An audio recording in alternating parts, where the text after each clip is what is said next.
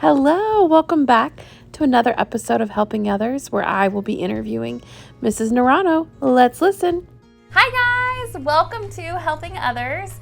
I have a very special guest. I have been so excited ever since I knew I'd be doing Helping Others. I knew I wanted to interview you. I knew I did. All right, so here we go. We have Helping Others, and like I said last week, I interviewed Mr. Cherry, and now I'm going to work on interviewing teachers in our building that some of you may know and some of us may not. So it's a good way for the adults in our building as well as teachers to kind of get to know some of the faces. So can you tell everybody what your name is and what you are doing in our building? Okay, hello, my name is Mrs. Naranjo and I am working here as a third grade teacher. Third grade, Yes. Naranjo. Okay, very good. And how long have you been here? I have been here for 2 months. 2 months, and it's September. Yes, So you got here like right when school started. yes, I think 1 week before I came. Very nice. So where did you come from? I come from Quito, Ecuador. Ecuador. We're going to have several students who will be like, what? No way. That's such a cool story. So how long will you be here?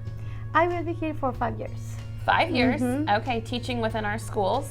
Yes, I am teaching Spanish here in the future for the Yes. dual program. So those students who are becoming that program, then eventually they'll, well, I'm very excited to have you. Thank you. So we're going to learn a little bit more about you. So to get started, I'm going to ask you what your favorite part of your job is. Since you've been here for a couple of months, is there something that you absolutely enjoy about it? I really enjoy seeing my students here at school when they arrive, how they want to learn new things. That is a part that I really like. And also I am sharing with them Spanish words, so they are also learning some Spanish while we are in class. I was going to ask you that. Like, do you have any kids? I know that's not your role now, but do they want you to teach them Spanish? Yes, they ask me. And you probably have several in your room that speaks pretty fluent. Yes, they speak Spanish, and sometimes I teach them for example, with math, I teach them the numbers. So Oh, what is okay. the answer? And they say it in Spanish sometimes, so they Okay, can. so what I'm continue going to do, learning. Naranjo, next time I'm in your room, I'm going to ask your kids to speak some Spanish for me. Ah, good, great. Yeah, next time I'm in your classroom, I'm going to do it. Okay, so since we talked about the great things, which obviously are our babies, the students of our school, the whole reason why we're here, is there anything that's been really hard for you since you've been here a couple months, or anything hard about the job? It was hard to leave my friends in Ecuador because it is the first time that I just moved from my country. I have been here in the United States for 5 times. Okay. It is my first time here in Washington, and I really like it because it's a small town. I really like that I can meet new people and see all the trees and the houses. I really like that because where I live is a very big city in Ecuador, and also we have mountains there. A lot of mountains, yes. Okay. So it's different being here. We don't have that in Indiana. Exactly. We have no mountains in No Indiana. mountains here. No mountains. Thank you for sharing that. Thank you. And so then the next part is we talk about ACEs here at Washington Intermediate, and it's definitely part of like our Kids at Hope framework. So Kids at Hope is obviously the pledges we do in the morning, but so much more than that. It's what we stand for. It's what we do every day. And when we think of those, we kind of think about your ACEs, and your ACEs are adults that believe in you. They have high expectations, or each ACE that you meet are different adults that play different parts of your life that help you become the future adult that you're going to be.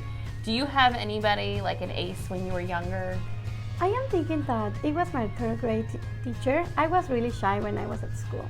Really? So, and for most of the years, I just stayed quiet during classes. But this teacher saw me one time that I was really quiet, and she started ask me questions about some reading or something that we did in class, and I started talking maybe a few words, and she started to ask me more questions so I can speak more in class, and she really helped me to speak more in front of my friends because for me that part was hard.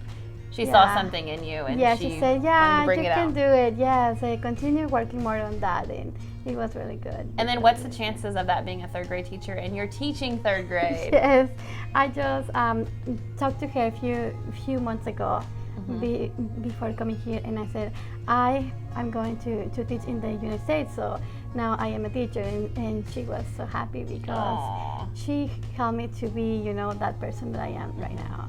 I love that. So what was her name? Betty. Betty? Do you call her Mrs. there, or? We call, Señora Betty. Señora Betty. Okay. All right. So we'll be calling you Señor. Señora Naranjo. That is in Spanish, actually. That's what it needs to be? Okay, in Spanish. Yes. All right. We're getting a lesson all around. How did you learn your English? I know that's not on the questions, but I just want to know. It's okay. I really like English when I was a little girl. So I just learned by listening to music and movies. And I also work in a school that they speak English 100%, and I taught their Spanish, so I had the opportunity to practice every day. So in Ecuador, you had the opposite, like they taught English and you knew Spanish? Yes, exactly. I was teaching Spanish there. To students that they didn't know Spanish there, that they come from the United States, from Canada to study in Ecuador. Yeah. So I was teaching them Spanish. I love it. Yes, and now it's kind of flipping. Yes, exactly. I love it. Well, I'm super excited that you're here.